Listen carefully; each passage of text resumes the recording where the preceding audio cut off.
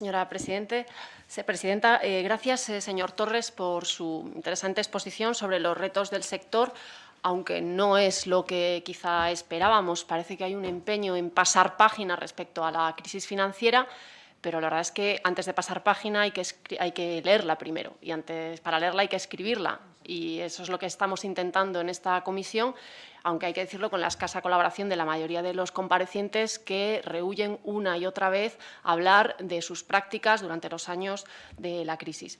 De su exposición sobre los retos del sector me quedo con dos cosas. La primera sobre los clientes, que habla usted que cambian su manera de relacionarse y que exigen nuevos servicios. Permítame decirle que lo que exigen los clientes hoy en día es que no les estafen.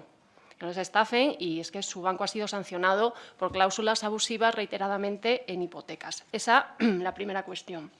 La segunda es respecto a los retos. Habla usted de una banca ágil, flexible.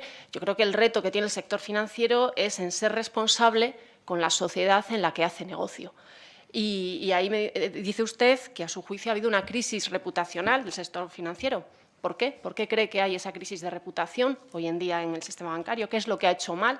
Y, sobre todo, ¿qué es lo que va a cambiar para mejorar la reputación del sector? Y ese debería haber sido el contenido de su intervención y no los retos a futuro, ¿no? ¿Qué es lo que se ha hecho mal y qué es lo que va a cambiar para que se haga mejor?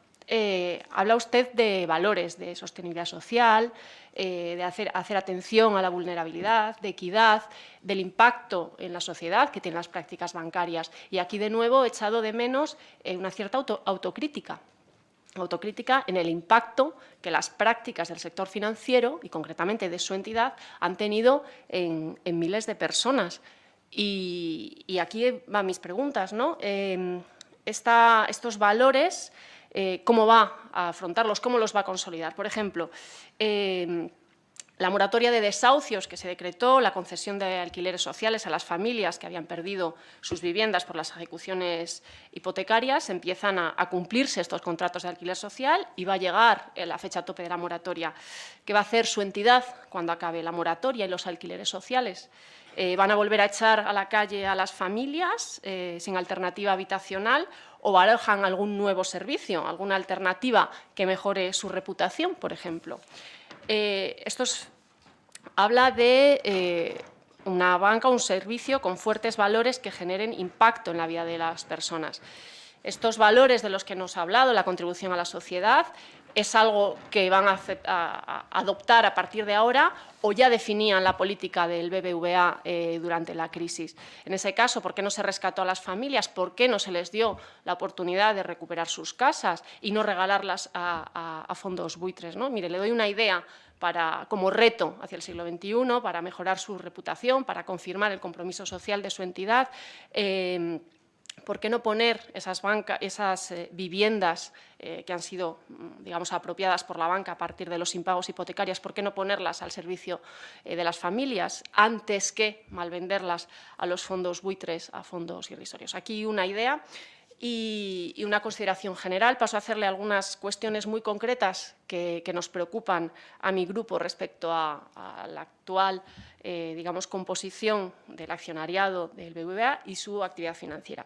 En primer lugar, sobre los fondos de inversión especulativa, ¿no? Como por ejemplo BlackRock, que tiene grandes inversiones en las empresas del IBEX 35, concretamente el 5,7% del accionariado del BBVA, o otro fondo, el conocido como el tridente de State Street, New York Mellon and Chase Nominees, que ya tiene el 28,5% de su entidad. ¿No cree que la presencia de estos fondos de inversión especulativa pueden dar una cierta fragilidad a su banco? ¿No es cierto que puede haber problemas en un momento dado? Y, sobre todo, ¿no le preocupa que estos fondos, al haber invertido en tantas entidades financieras, manejen información privilegiada que puedan influenciar de una manera agresiva y claramente perjudicial a la economía española? Otra cuestión que nos preocupa es la titulación sintética. Bueno, es una técnica financiera de dudosa validez, a nuestro juicio, por las consecuencias que ha tenido en la crisis reciente, y el pasado 23 de abril el BBVA lanzó su segunda operación sintética. ¿Podría indicarnos el sentido de realizar este tipo de operaciones y si se han corregido los errores para reanudar este tipo de titulizaciones? Otra cuestión que nos preocupa son los préstamos a empresas con insuficiente garantía, ¿no? Lo que puede ser los fondos de titulación constituidos con créditos empresariales que han resultado con insuficientes garantías y, por lo tanto, tienen muy pocas posibilidades de recuperación y que, obviamente, han deteriorado la solvencia de las entidades, a pesar de que fue un mecanismo para blanquear los balances. El BBVA constituyó 6 fondos BBVA Empresas por más de 11.000 millones de euros, 43% con garantía hipotecaria, 22,9% tenían avales, solo el 2,4% contaban con garantía real y el 32% sin garantía especial. ¿Considera usted un riesgo elevado realizar este tipo de operaciones? ¿Por qué, si en el origen de la crisis financiera más o menos se coincide generalmente que fue el coincidir créditos, en este caso hipotecarios, sin garantía o con pocas posibilidades de pago, se continúa dando este tipo de préstamos sin garantías?